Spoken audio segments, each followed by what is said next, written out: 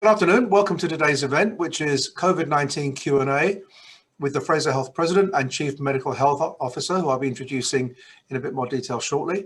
My name is Paul Holden, President and CEO of the Burnaby Board of Trade, and welcome to everybody. Thanks very much for joining us.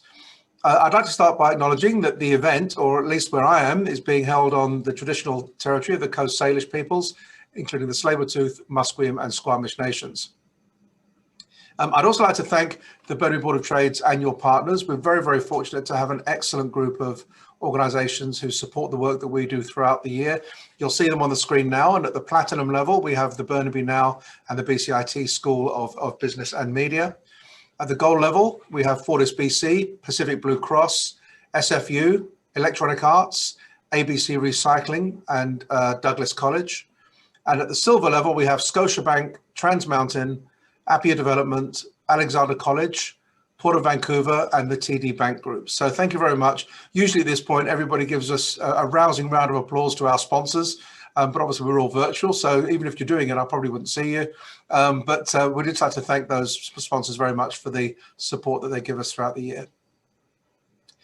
So for today's session, I'd like to introduce our guest speakers, Dr. Victoria Lee and Dr. Elizabeth Brodkin. Dr. Lee leads the overall management and delivery of health programs and services in one of the largest and fastest growing health networks in Canada. She's responsible for overall strategic direction and operations of Fraser Health Authority, including a wide range of integrated health services, acute care hospitals, as well as community-based long-term care, home health and mental health facilities. She joined the Fraser Health in 2010 as a medical health officer, and has held progressive leadership positions, including her most recent role as the Vice President for Population Health and the Chief Medical Health Officer. Prior to joining Fraser Health, Dr. Lee worked in collaboration with national and international organizations, including the United Nations Development Programme and the World Bank, in the areas of comparative health systems, health policy, health financing, and eco-health. She has also worked as a travel physician in rural communities in Chile and Brazil, and her research activities include health equity, community-based primary health systems, health performance, and clinical prevention. She serves on the board of Canada Health Infoway and the Canadian Partnership Against Cancer. Dr. Lee, thank you very much for joining us today.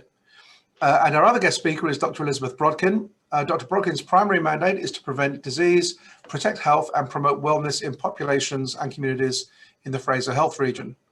Dr. Brodkin also provides executive leadership and strategic oversight in the areas of infection prevention and control, population health, prevention of non-communicable diseases, communicable disease prevention and control, environmental health, licensing of community care facilities, Aboriginal health, South Asian Health Institute, mental health and substance abuse, and population health surveillance. So welcome to both of our guest speakers today, and thank you for joining us. I'd just like to remind everybody that today's session is being recorded. We encourage you to add your questions to the chat box, and we will get to as many as we can as we move through the presentation. So we're going to be starting with a short presentation from our guests, and then we'll move into the Q&A portion of the event. So I think, Dr. Lee, we're handing over to you first. Thank you so much, Paul. And while the slides are coming up, I'd like to acknowledge and thank the Board of Trade from Burnaby for inviting us for this presentation. And then I'll go to the next slide and acknowledge that we're joining you from the unceded and shared territories of the Coast Salish people, specifically Katzie, Semiahmoo, Kwantlen, Coquitlam, and Tsawwassen First Nations. I won't take long. I think it's one of those things when you read through somebody's bio, you cringe. I could have given you a shorter version, but in any case, I think most of you are interested in a quick COVID update and what's going on with our businesses and workplaces. And I'll just share that Fraser Health is the health authority, the largest and fastest growing health authority in BC. We serve 1.8 million people across 20 municipalities, and some of the most diverse settings. We have 32 First Nations and 5 Métis Charter Nations, as well as majority of refugee population and newcomers settle actually in our region. And that basically means we're serving 1 in 20 Canadians and pretty much 1 in 3 or more actually British Columbians, basically. So as of I think today or yesterday, we've had over 64,000 COVID-19 cases now since the global pandemic has been declared. And unfortunately, I think we're at the most difficult part of the pandemic that we've experienced thus far in terms of wave 1 and wave 2 and what we've seen. And then with many sacrifices from you, from the public, and also dedication from our what I call our Fraser Health family, nearly 40,000 people that work and volunteer in our region. We have been holding steady and been able to bend the curve twice, and have been able to protect our health system quite strongly throughout the pandemic, which I've been really proud of our Fraser Health family as well as the public. I think that it's the most difficult time right now because people are tired.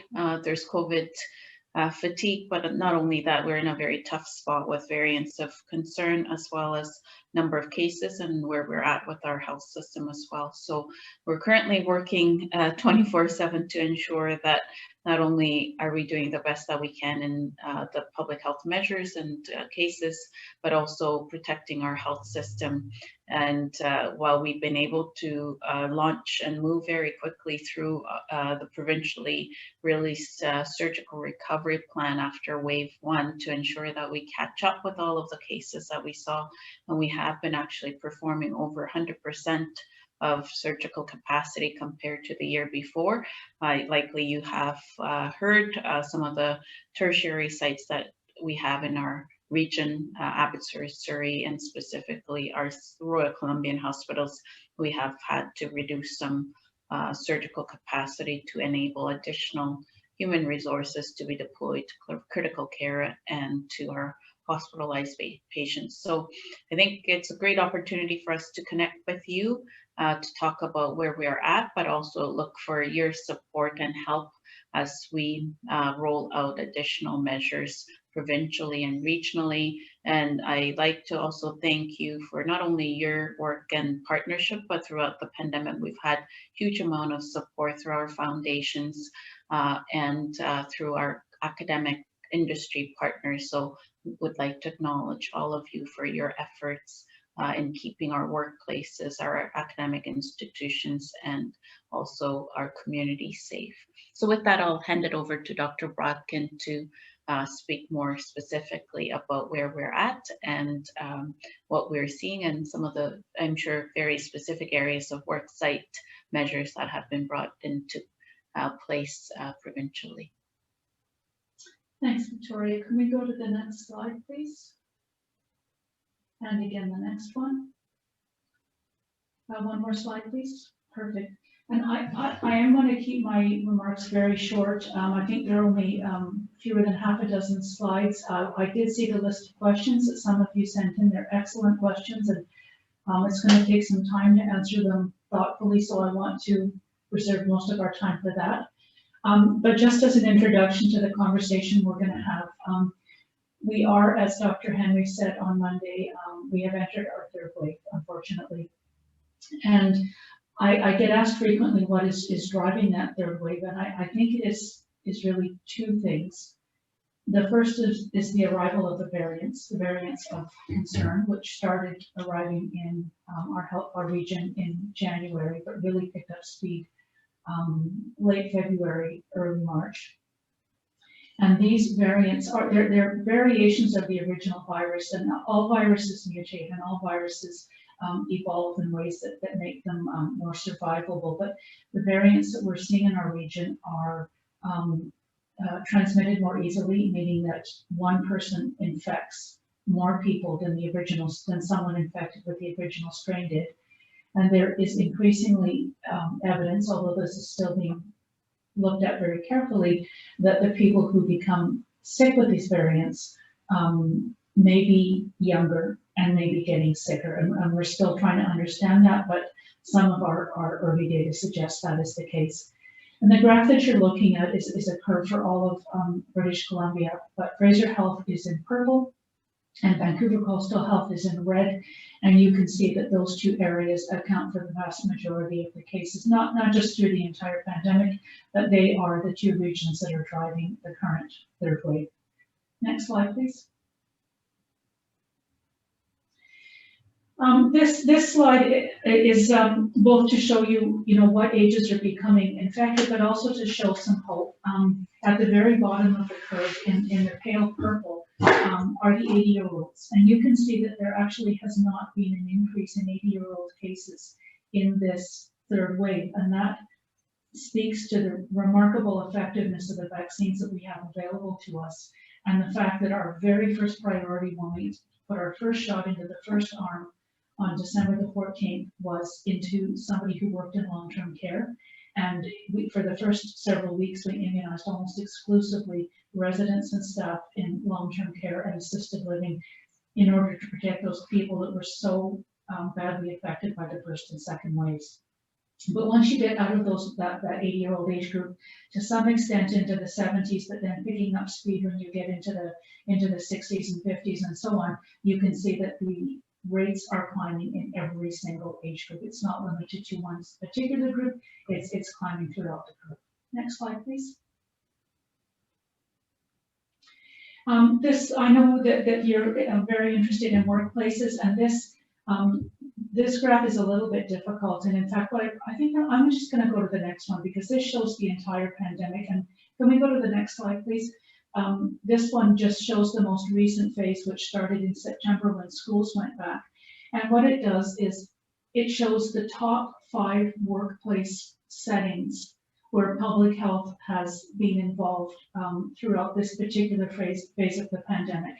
And they include farms, food processing, industrial and manufacturing, office buildings, and warehouses. And which one was prominent at any particular time in the last several months varies, but those are our 5 highest risk sites in terms of numbers of cases and in terms of the public health work that has to go into monitoring and supporting and protecting them.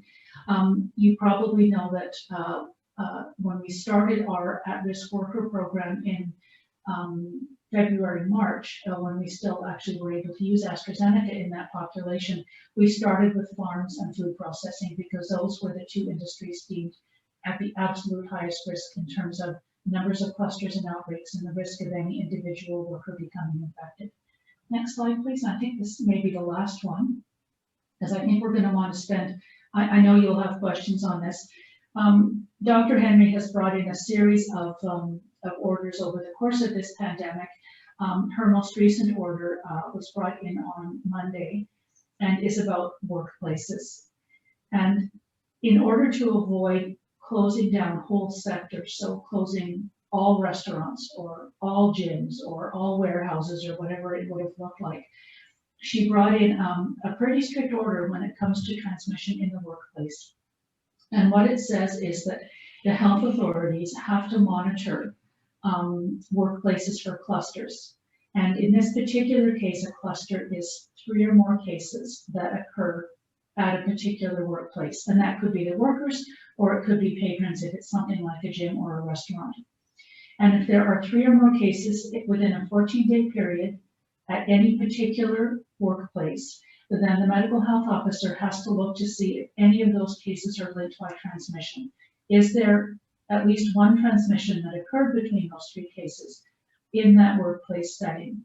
And if those 3 cases are there, plus a link of at least 2 of the cases by transmission, then that workplace needs to be closed for 10 days. And that 10-day period, that closure may be by the health authority, it may be by one of our environmental health officers, or it may be by workplace, WorkSafe BC. This is a partnership between the health authorities and WorkSafe, and so any one business could see either or both of those officials coming to support the process. The purpose of the 10-day closure is to allow time for the transmissions to settle, to break the chain of transmission, but also to allow either the environmental health officer or WorkSafe to do an inspection, to work closely with the site to try to determine where the COVID safety plan is broken down. And by definition, if you have a transmission, the safety plan has broken down, and to put in whatever measures are necessary to bolster that plan and make the site safer again. So I think I will stop there with that because I know you will have specific questions, and I think that may be the last slide. If we could just go to the final one, please.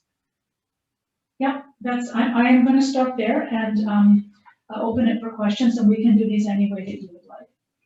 Yeah, thank you very much. Thanks both for your opening remarks. And yeah, as we say, let's go straight into some of the questions, and some of them will refer back to some of the comments that you've made, and I'll try to make sure that we don't keep jumping backwards and forwards and weave it quite well together. But just to start off, and you mentioned about the cases across BC, and obviously we've seen that the Fraser Health continues to be at or but near the very top in most measurements in COVID cases. Are we performing worse on a per capita basis? And if so, what's driving that? Well, why is it happening in this region? So that is an excellent question, and we are both the highest, with one small exception that I'll talk about, but we are the highest in terms of the total number of cases, and that in itself is not surprising because we have the biggest population, but we are also high in specific regions on a per capita basis, so the rates, if you like, are high in a number of Fraser regions and higher than anywhere else in the province. The only slight exception to that is Whistler. As you know, they did have very significant transmission there that was driven by the presence of the resort and people coming to visit the resort and perhaps not doing all the things they needed to be doing while they were there. And that is actually what led to Dr. Henry's closure of the resort 2 or 3 weeks ago. And since that time, the case count in Whistler has actually started to come down. We just started seeing that this week, and I suspect it will come down rapidly now that the resort itself is closed. So does that reasons for that? Yes, we have a large population, but we also have a very dense population.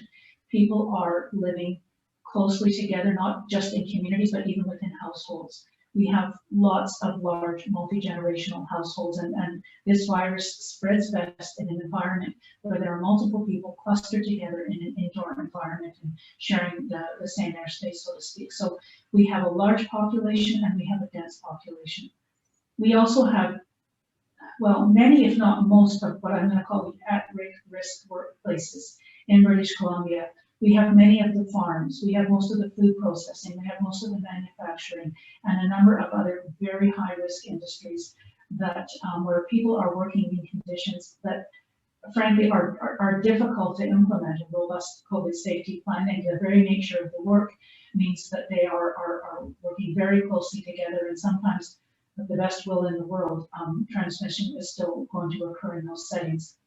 So we have lots of those high-risk workplaces. We also have a very diverse, probably the most diverse in Canada in terms of our the cultures and the various populations that we serve. And inevitably there are cultural factors as well in terms of how people respond to an event like pandemic, how they respond to the various public health orders and control measures that have to be taken into account and do impact the way that the virus spreads in those communities. Thank you for that. Just actually, you mentioned about Whistler just now, and obviously a similar situation occurred in Prince Rupert where decisions were made to have much broader vaccinations. Have there been conversations, and if so, where are they at in terms of, given the relative position of the Fraser Health region in terms of numbers of cases, etc., of maybe operating a similar scheme in this region to accelerate the vaccination pace? That is an excellent question, and there are a number of places where what is called a whole of community approach is being taken, where rather than immunizing down through the age tiers, the entire community has been immunized.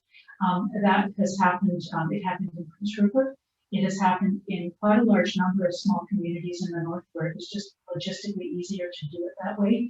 I believe it has happened in Tofino, and now it is happening in Whistler. And that reflects the fact that these are communities where, for various reasons, a very high level of spread occurred.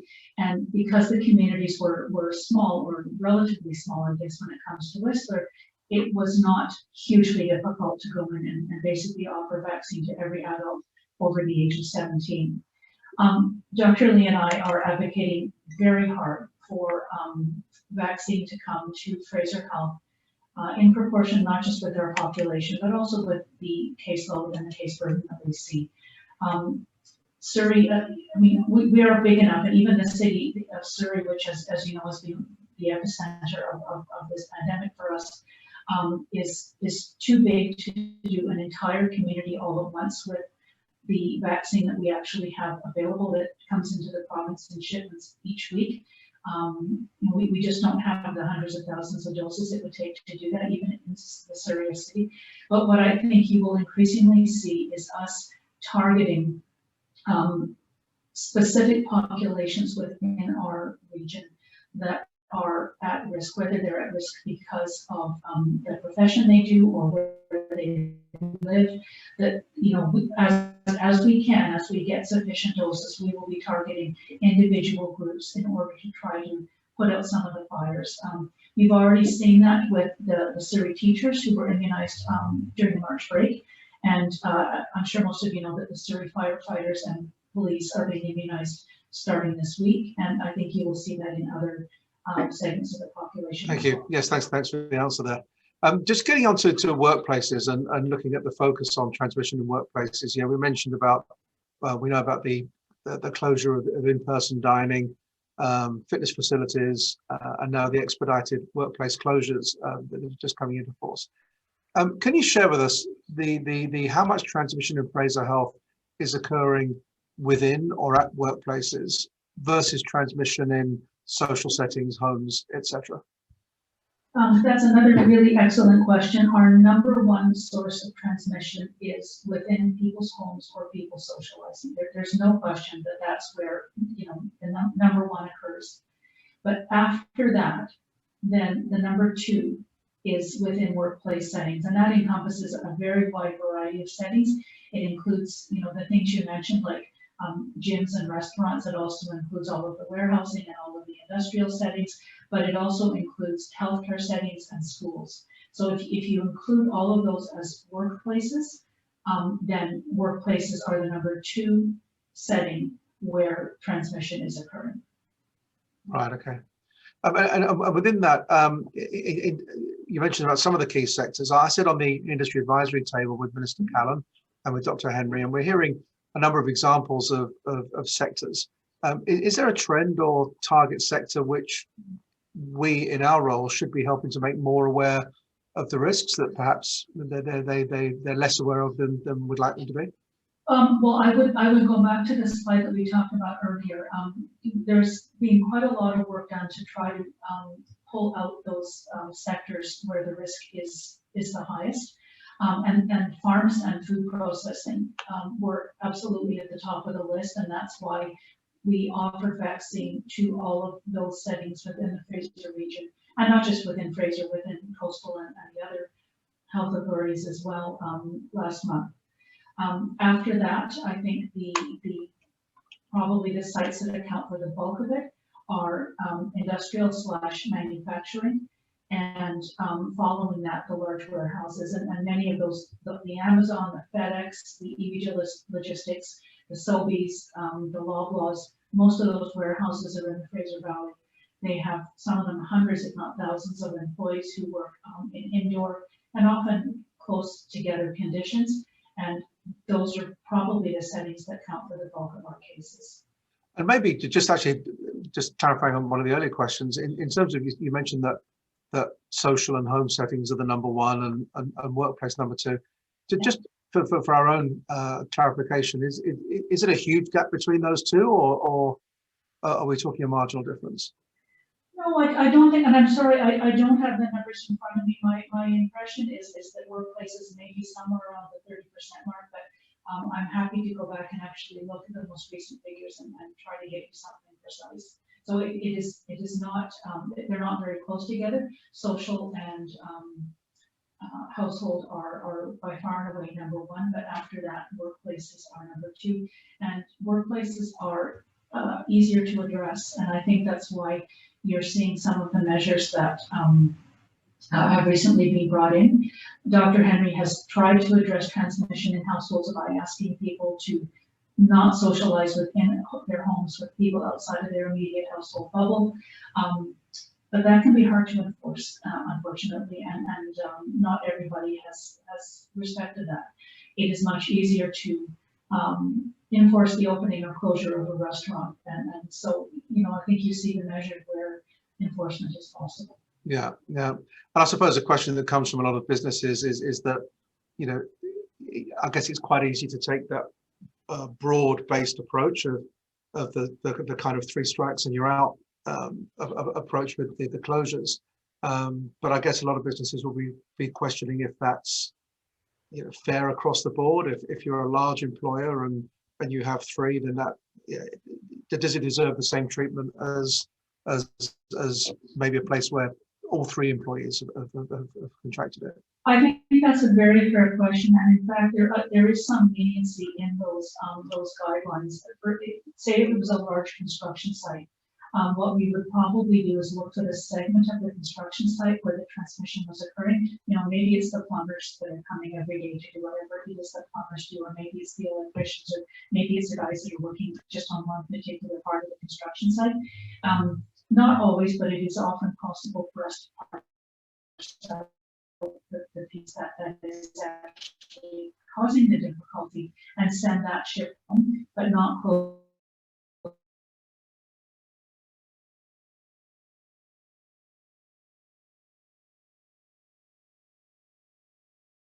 down the entire. The other in 3 shifts, and we can we can identify the shift where the problem is occurring and say, all right, you 50 lads you're done, you're home for 10 days. But the other 2 shifts can keep functioning with appropriate safety measures in place. So I think you're more likely to see that kind of approach in the bigger businesses, where you're going to see the 3 strikes and you're out in smaller businesses where 3 is a significant proportion of the workforce. Yeah. Thank you for that. And sticking with workplaces and the resumption of vaccines at the high risk essential workplaces, which obviously was paused due to AstraZeneca being diverted. How are sectors or employers being put onto that list? And how can employers find out more or seek information on how they can be included on workplace vaccine programs? So there is a very extensive list that Dr. Henry announced, probably February, March, that had had everything from farms and food to manufacturing to warehouses to industrial to cross-border transport workers. It was a very large list. In the port authorities, all sorts of people were on it. And we started down that list with farms and food because they were, the highest risk in terms of outbreaks and transmissions. And just as we were coming to the end of farms and food and ready to go on to the next layer was when we realized that we could no longer use the AstraZeneca in people under the age of 55. And so the entire program was temporarily halted. What you are, the age-based program continued.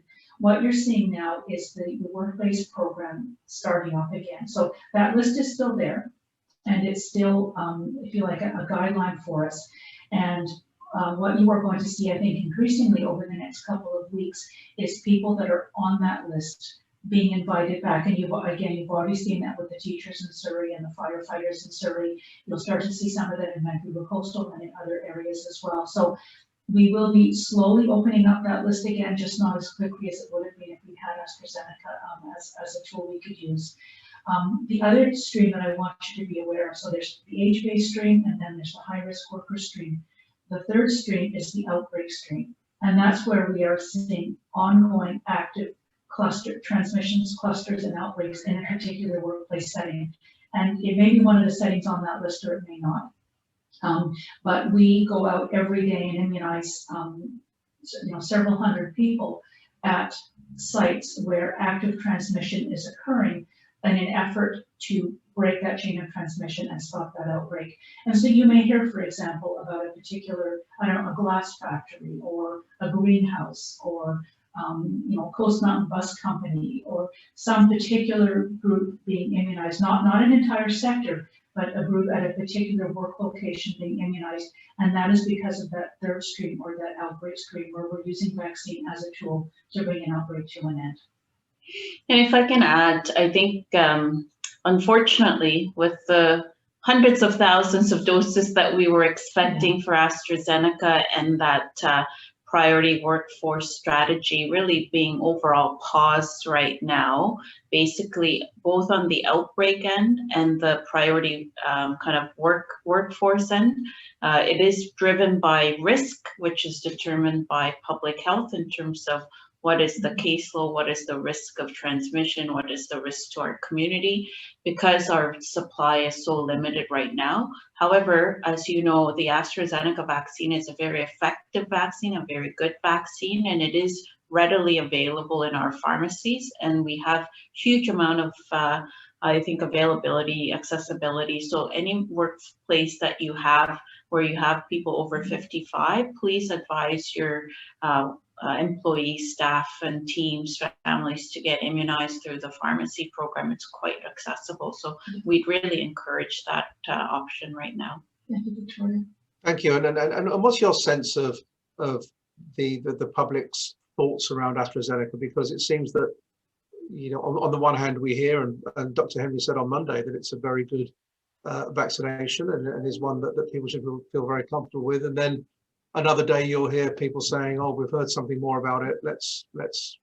I'd rather not have that one." Well, what would you say to people who are going through those thoughts at the moment? So there's two pieces to a vaccine. There's the effectiveness and the safety. AstraZeneca is a very effective vaccine, and we've seen this in the UK where it has been widely used in all age groups. And its ability to stop serious disease, hospitalization, and death is up there with the mRNA vaccines, the Pfizer and the Moderna vaccines. So in terms of how well it works to prevent people from getting sick with COVID, it works extremely well. The issue that arose with AstraZeneca is that there was a safety signal in Europe initially, but I believe now there have been small signals in Australia, and I think the first Canadian case was just announced today. It's a very rare and unusual safety signal, but potentially serious one, where people who have received the vaccine in the previous 14 days experience a combination of a low platelet count and a bleeding disorder that results in blood clots, where in places where obviously those blood clots should not be, and those can be very serious. The numbers we're talking about are extremely small, and on top of that, it appears to primarily affect younger people, and it may even just be affecting younger women. The details of exactly who is at risk are still being worked out, but we are confident that the risk is primarily in younger people, and much less so in people past the age of, say, 50 or 55. And we think it may also be primarily in women. And out of an abundance of caution, in order to protect those younger people, those younger women, who are less likely to experience severe COVID disease, we said, okay, we're not going to use it in that population anymore, but we're going to use it in the 55 plus population. The risk of somebody who is 55 plus getting COVID and having a bad outcome, including blood clots, which happen to 1 in 5 people who are hospitalized with COVID, that risk is many, many times higher than the risk of having an adverse outcome from the AstraZeneca vaccine. So on balance, it is the right thing to do, the appropriate thing to do, to offer people in that older age group the AstraZeneca vaccine, because what you're protecting them from is much, much more likely to happen than any remote risk of them being injured by the vaccine. So we feel confident in offering it in that population, and I believe as a public health physician that it is absolutely the right thing to do. Thank you. Thanks very much for that. I've got a couple of questions that have just popped up around workplace vaccinations. One from one of our members whose business has been deemed essential in the retail area. How can they get their staff vaccinated as frontline workers? Well, you know, if I had $1 for every letter I got asking that question, you know, I could go and do something very nice with it. I wish I had a better answer, but I can only say that list of essential workers that was published in February or March still stands. So if you were deemed as being on that list, whether because your people are working in warehousing or because they're working as grocery store clerks or because they're working in food production, those workers are still deemed essential and are still on that list. The issue is that we do not have enough vaccine to do everyone on that list right now. We don't have anything like enough vaccine to do everyone on that list right now, particularly in parallel with the age-based strategy. So we are starting to peck away at that list, but we're doing it strictly on a risk basis. So we say, okay, we have 5,000 doses of vaccine this week that we can use for that strategy. Who are the 5,000 people who are at highest risk this week? And that's a public health decision. And they're the ones that get offered the vaccine that week. And then next week, we go on to the next 5,000 or whatever the number is. And I know that that is very hard and very frustrating for people who are on the list and who are patiently waiting their turn. And I wish we could do something to speed up the process. And as I said, Dr. Lee and I are advocating hard for our fair share of vaccines. But please know that everybody is still on the list. Just our ability to get to everyone quickly was really compromised when we were not able to use AstraZeneca in that younger population. Right, thank you. Thanks for that. And another question that's cropped up is from a business that has had no transmissions to date in their workplace, despite employees with COVID, and they feel their safety plan has been working extremely well to date. Concerned about what additional changes should be made to the safety plan, which, as we said, has been working well to date. But what changes should they look at to their safety plan to address the variants? Do you have any thoughts or guidance on that? Yeah, I mean, first of all, if you've had 0 transmissions to date and you've been, you're now into your 3rd wave, you've done extremely well. So congratulations, you must have a robust COVID safety plan. The experts and the leads in the COVID safety plans are actually World Safety C. They're the ones who put together the requirements of what has to be in a safety plan. There's great documentation available on their website, but they are increasingly partnering with us in terms of supporting workplaces, either that want to stay open or have been closed and want to reopen. And I suggest reaching out to WorkSafe and saying, look, it looks like my plan is robust, but I want to be sure the variants are here. We're in the middle of a 3rd wave. What else can I do to protect my workplace?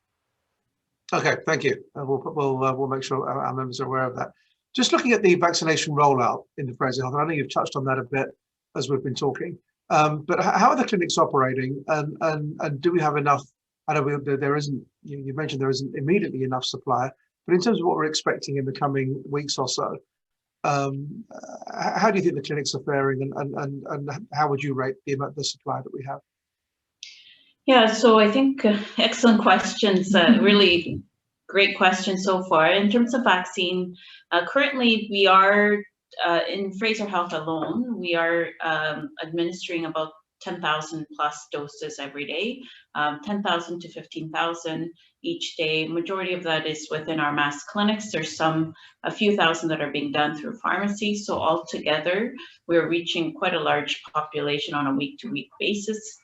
We do have capacity to run up to 22,000 to 23,000 vaccines per day within our established clinics, and we do have specialty clinics that's culturally safe that's been set up just for Indigenous population as well, given that we have about 55,000 Indigenous people. So we have quite a bit of capacity. I think what we don't have is a secure supply right now. As you know, Pfizer has been our kind of workhorse in terms of being able to consistently have predictable supply that we can plan against. Moderna has varied quite a bit in terms of both amount and timeline, so that's quite difficult. And then AstraZeneca initially was in our clinics and then moved out into pharmacies for age-based population. So we would love to have more supply if we can to move through faster in both the risk settings as well as our age groups, because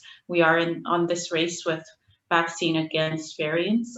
But I think right now what our public health leaders have a very difficult job of doing is deciphering where is it going to give us the biggest impact in terms of the vaccines, and trying to manage to move those through as quickly as possible, and seeing some positive impacts in our long-term care and some of the other settings where we've had significant uptake. So we're moving through that, and again, huge amount of thank you to industry partners, and I know academic institutions have also partnered, and municipalities in terms of space people that are immunizing as well as people that are volunteering at these settings. So it's been a really great partnership in demonstration.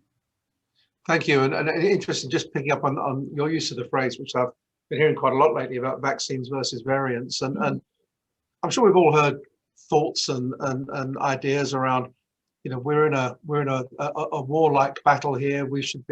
Clinics should be open as close to 24/7 as possible.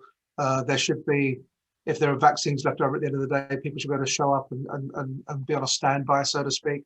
Well, what are your thoughts on how we're doing in terms of getting as many out there as quickly as possible? And are the clinics, would there be a significant difference made if longer hours were available?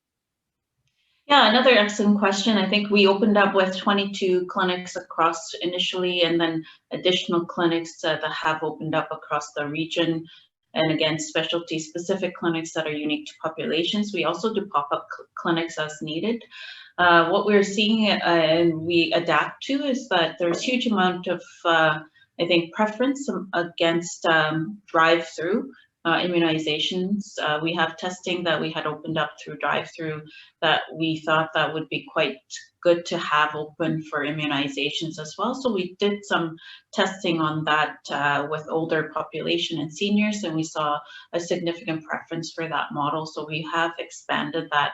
A lot of our clinics are open quite a long hours, and I think again it's not the hours or capacity, it's the supply. So we can open more hours, we can add more lines to our existing clinics. Right now we also have a pretty robust system of dealing with end of day clinic doses, and this is positive on one end because before there was quite a stringent criteria on how Pfizer could be used, and the minus nearly 70 kind of degree requirements of adhering to that. But now those have changed over time in terms of how we can utilize them. So there isn't that much vaccine left over. There's very, very little. And then the little that we have, we also have priority groups that get engaged, and usually those that have already been identified as priority populations to be immunized. So all of those are in place. I think it's one of the most well-known run, I think, systems, and we've had huge amount of positive feedback. But again, happy to adjust, and we've been constantly changing as we see things as well. And I think right now the biggest struggle is the supply. Thanks for that. And I'm glad we're able to get that question over, because it's one that we've heard a lot of. Are we really making sure that every avenue is explored to get those vaccines out there, and that we're not stockpiling any more than we need to? So thank you for answering the question.